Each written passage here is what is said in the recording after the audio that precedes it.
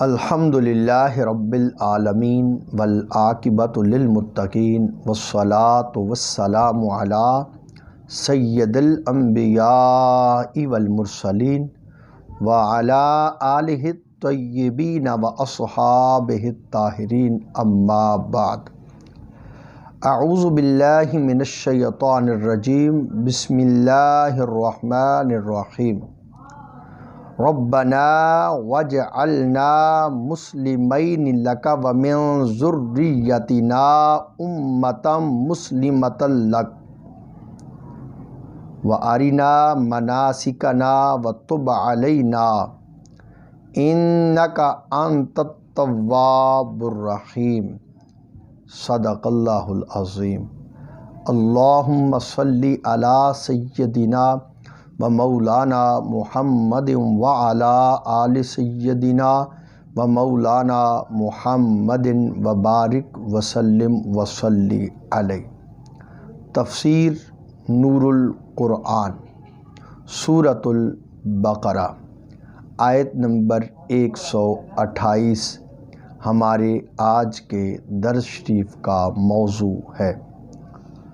سب سے پہلے تلاوت کیے گئے قرآنی الفاظ کا اردو ترجمہ اور پھر ان الفاظ کے تحت جو ارشادات حضور قبلہ فرید العصر رحمۃ اللہ علیہ نے بیان فرمائے ان کو پڑھنے کی سعادت حاصل کریں گے۔ اے ہمارے رب، ہمیں اپنا تابع فرمان بنائے رکھ اور ہماری اولاد میں ایک جماعت کو اپنا فرما بردار رکھ، اور ہمیں حج کے مناسک بتا اور ہماری توبہ قبول فرما، بے شک تو ہی توبہ قبول فرمانے والا ہے، بہت رحم فرمانے والا ہے۔ ان قرآنی الفاظ کے تحت حضور قبلہ فرید العصر رحمۃ اللہ علیہ کچھ یوں بیان فرما رہے ہیں۔ اس آیہ مبارکہ میں حضرت ابراہیم علیہ السلام کی 5ویں دعا کا ذکر ہے۔ اے اللہ، ہمیں اپنا تابع فرمان بنائے رکھنا۔ الوہیت کے بعد سب سے بڑا مقام نبوت کا ہے، مگر پھر بھی دونوں باپ بیٹے نے بارگاہ قدس میں اپنے تابع فرمان بنے رہنے کی التجا کی ہے، اور پھر ساتھ ہی اپنی اولاد کے تابع فرمان ہونے کی درخواست کی ہے۔ یہ دعا ہی حضرت ابراہیم علیہ السلام کی معرفت اور خوف خداوندی کا منظر ہے کہ بارگاہ قدس میں سراپا عجز و انکساری کے ہوتے ہوئے بھی پھر مزید تابع رہنے کی درخواست کی جا رہی ہے، جس کا معنی یہ ہوا کہ کسی کو جس قدر اللہ تعالیٰ کا قرب نصیب ہوتا ہے اسی قدر عجز و انکساری بڑھتی جاتی ہے۔ اسی دعا میں اپنی اولاد کو شریک فرمایا، جس سے پتہ چلتا ہے ماں باپ کے ذمہ اولاد کے سلسلہ میں صرف یہی نہیں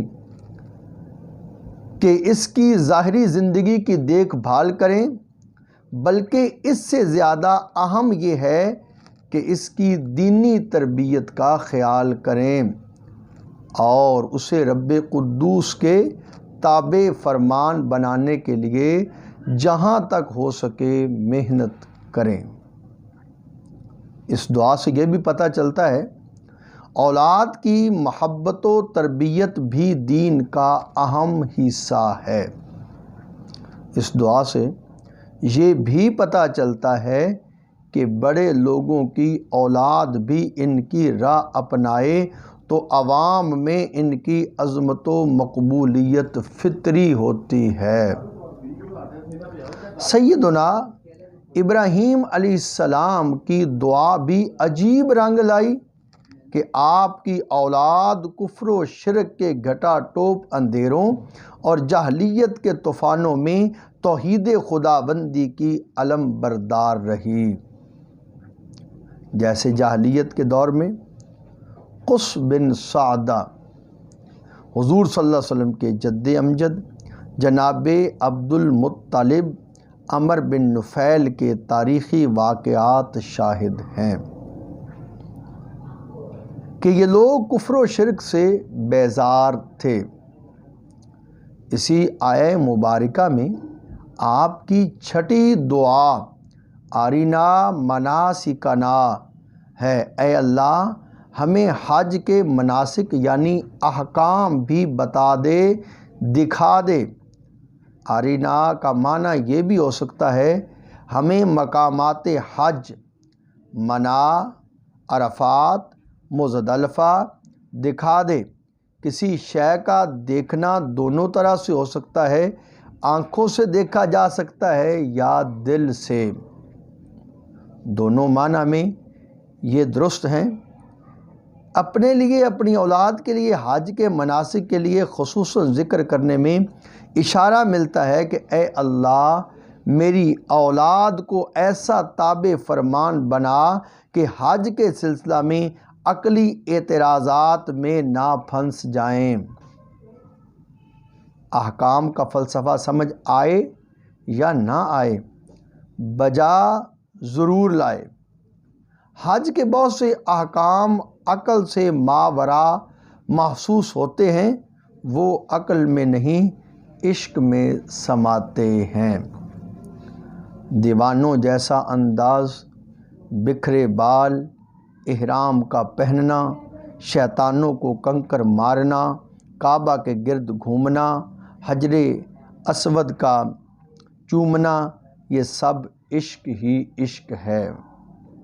سیدنا عبداللہ ابن عباس رضی اللہ تعالی عنہ سے روایت ہے کہ اس دعا کے بعد جبریل علیہ السلام حاضر ہوئے اور 8ویں ذی الحجہ سے 13ویں ذی الحجہ تک سارے اعمال حج کروائے۔